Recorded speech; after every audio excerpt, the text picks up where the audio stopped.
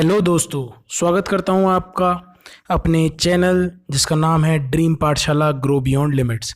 आज से हम एक नई सीरीज लेकर आए हैं जिसका नाम है इडियम्स एंड फ्रेजेस। हिंदी में इसे कहा जाता है मुहावरे।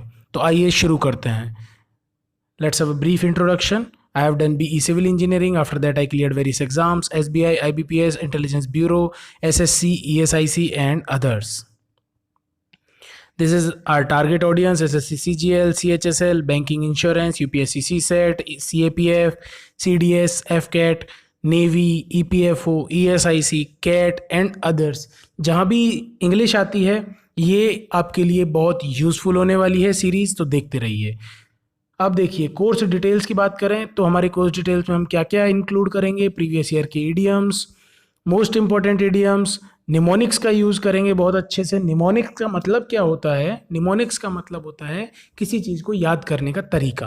अब देखिए, कोई वर्ड है ABASH, अबैश। अबैश का मतलब क्या होता है? एम्बेरसमेंट। आपको कोई भी आपने ऐसा काम किया जिससे आपको नीचा देखना पड़ सकता है, मतलब वो आपके लिए कैसा है? एम्बेरसिंग मोमेंट है, ठीक है ना।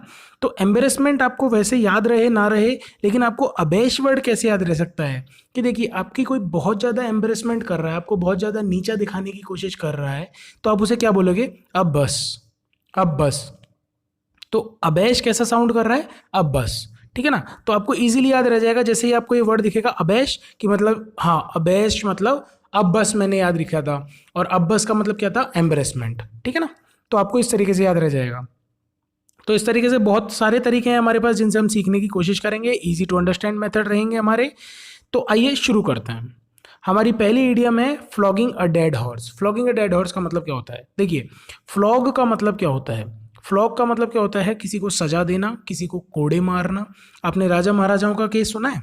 राजा महाराजा क्या करते थे? किसी को सजा देनी होती थी तो इसको 50 कोड़ों की सजा दे दो, ठीक है ना, 70 कोड़ों की सजा दे दो, 100 कोड़ों की सजा दे दो, इस तरीके से बोलते थे वो। तो इसका मतलब क्या होता था कि उसे यातना देनी है। लेकिन जानवरों के केस में क्या होता है? आपने कभी ऊंट गाड़ी, बैलगाड़ी, इनको चलते देखा है? बुलक कार्ट्स वगैरह जिनको बोलते हैं, उनको चलते हुए देखा है? तो क्या होता है उनमें, जो उनका मालिक होता है वो क्या करता है? उसको, जानवर को हिट करता है, ठीक है ना। हिट करने के लिए उसके पास एक छड़ी, स्टिक टाइप होती है, उससे उसे मारता है और वो आगे मूव करता है। जनरली देखा है ये चीज़। अब देखिए, लेकिन अगर वो जानवर मरा हुआ है, अगर वो जानवर मरा हुआ है तो आप उसे कितना भी डंडा मारो, क्या वो चलेगा? क्या वो चलेगा? नहीं चलेगा ना।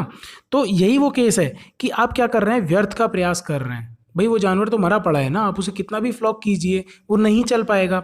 तो इसका मतलब क्या हो गया कि आप व्यर्थ का प्रयास कर रहे हैं, जिस चीज़ का कोई रिजल्ट नहीं निकलने वाला, कोई आउटकम नहीं आने वाला। तो देखिए, no one is interested in this project, he is flogging a dead horse. कोई इस प्रोजेक्ट में इंटरेस्टेड नहीं है, कोई इस प्रोजेक्ट में रुचि नहीं ले रहा है। वह क्या कर रहा है? ही is flogging a dead horse, ठीक है। आई गेस क्लियर हुआ होगा। आगे बढ़ते हैं।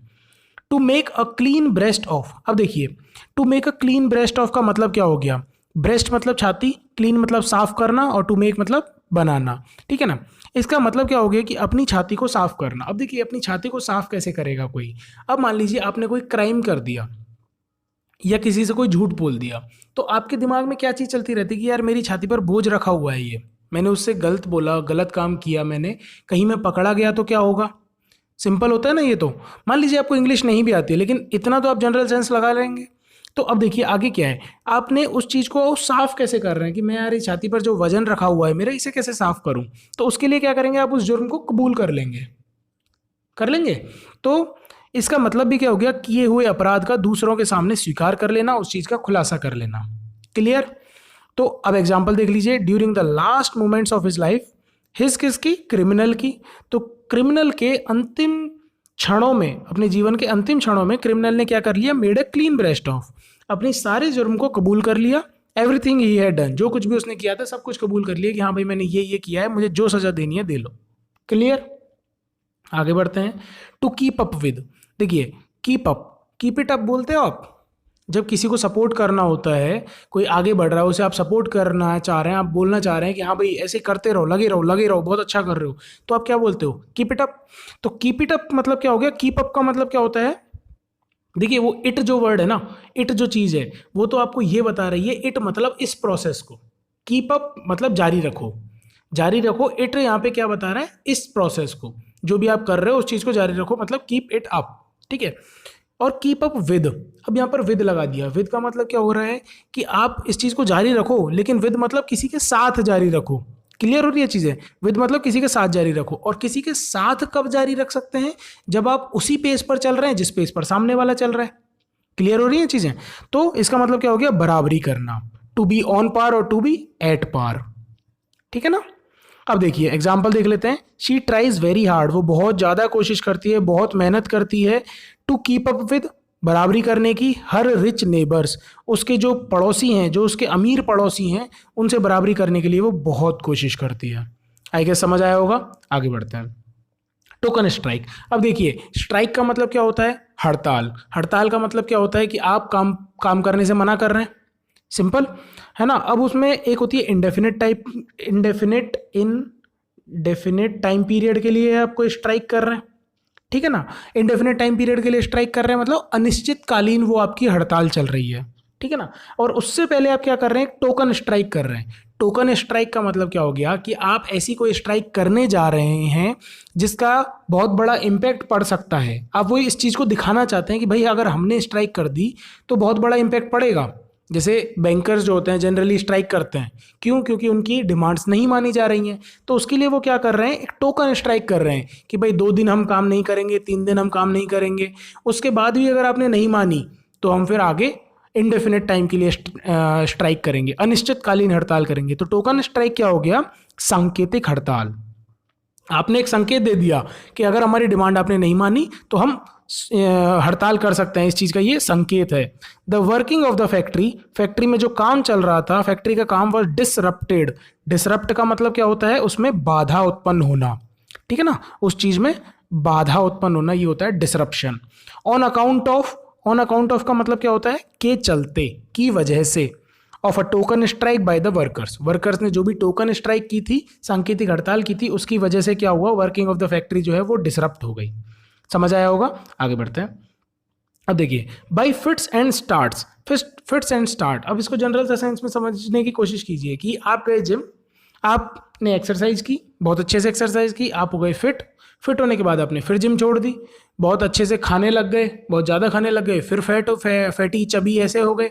उसके बाद फिर जिम गए, फिर आपने क्या किया? मतलब फिर स्टार्ट किया, फिर आप फिट हुए, फिर स्टार्ट किया। इस तरीके से आप चल रहा है। मतलब क्या है कि वो इरेगुलरिटी है। आप ऐसा नहीं है कि कंटिन्यूस जिम जा रहे हैं, या ऐसा भी नहीं है कि आप कंटिन्यूस खा रहे हैं। आप दोनों ही कामों में से कोई भी नहीं कर रहे हैं। तो बाई फिट्स एंड स्टार्ट्स का मतलब क्या हो जाता है? अनियमित रूप से आप कोई चीज़ इरेगुलरली कर रहे हैं। क्लियर हो रही चीज़ें कि आप इरेगुलरली कर रहे हैं। और कोई काम आप अगर आप इरेगुलरली कर रहे हैं तो क्या आप एक्सपेक्ट करते हैं उस चीज़ का रिजल्ट आएगा? नहीं आएगा ना। तो those who work by fits and starts seldom show good results. जो इस तरीके से काम करते हैं, सेल्डम मतलब सेल्डम एक नेगेटिव सेंस देता है कि बमुश्किल, बहुत मुश्किल से ऐसा होता है कि वो अच्छा रिजल्ट दिखाए, मतलब नहीं दिखाती वो चीज़ें अच्छा रिजल्ट। आगे बढ़ते हैं। टू गिव इनफ रोप। अब देखिए आपने एक जानवर को देखा होगा, पालतू जो होते हैं उनको हम बांध देते हैं। ठीक है ना। ये इस एक खूंटा है, इससे हमने बांध दिया, खूंटा से बांधा तो ये जानवर इस तरीके से मूव कर सकता है, और ये रस्सी बंधी हुई है। अब इसको और बढ़ाया तो ये इस तरीके से मूव करेगा, और बढ़ाया तो ये इस तरीके से मूव करेगा। इसका मतलब क्या है? जितनी बड़ी उस जानवर के गले में रस्सी होगी उतना ही सरकमफेरेंस वो कवर कर पाएगा। तो अगर आप उसकी रस्सी को इतना बढ़ा दें कि वो आराम से मूव कर पाए तो आप क्या बोल रहे हैं? I am giving him enough rope. Enough rope का मतलब क्या है? पर्याप्त आज़ादी दे रहा हूँ, घूमो भाई, जैसे जो करना है तुम्हें करो, ये आपके लिए पर्याप्त आज़ादी है। तो the new manager thought that he would give employees enough rope for the first 6 months, कि मतलब वो अपने जो एम्प्लॉयज़ हैं उनको पहले 6 महीने के लिए पर्याप्त आज़ादी देगा। After which he would check the work done himself, उसके बाद वो उस काम को खुद चेक करेगा। तो दोस्तों हमारी अगली इडियम है जिसका नाम है to have a green thumb. इसका मतलब क्या होता है to have a green thumb का? कि आपका अंगूठा हरा है। अब अंगूठा हरा कब होगा? इसका मतलब है आपने हरियाली से रिलेटेड किसी काम में कुछ किया है। इसका मतलब क्या है कि आप बागवानी में कुशल हैं। If you want to become a farmer you must have a green thumb, you must be having a green thumb, कि आप बागवानी में कुशल हो, यह है ज़रूरी है अगर आप किसान बनना चाहते हैं। आई गेस समझ आया होगा। आगे बढ़ते हैं। In a tight corner. In a tight corner का मतलब क्या होता है कि आप एक ऐसी सिचुएशन इमेजिन कीजिए कि जहां आप एक रूम में हैं, उस रूम में भी एक टाइट कॉर्नर में है, तो क्या आप कंफर्टेबल होंगे या आप पजल्ड, परप्लेक्स्ड या परेशान फील करेंगे? डेफिनेटली परेशान फील करेंगे। तो वही ये सिचुएशन यहाँ है, the failure of crops in successive years. Successive years का मतलब क्या होता है? लगातार सालों में, जैसे 2018, 2019, 2020, 2021, 2022, ये क्या हो गए? सक्सेसिव ईयर्स हो गए। तो the failure of crops, crops का, फसल का फेल हो जाना in successive years put the farmer in a tight corner, farmer को, किसान को क्या कर देता है? परेशानी में डाल देता है। तो दोस्तों आज के लिए इतना ही रखते हैं, नेक्स्ट वीडियो हम कल लेकर आएंगे। डेफिनेटली बने रहिए हमारे साथ। Keep learning, stay happy, a very good night to all of you.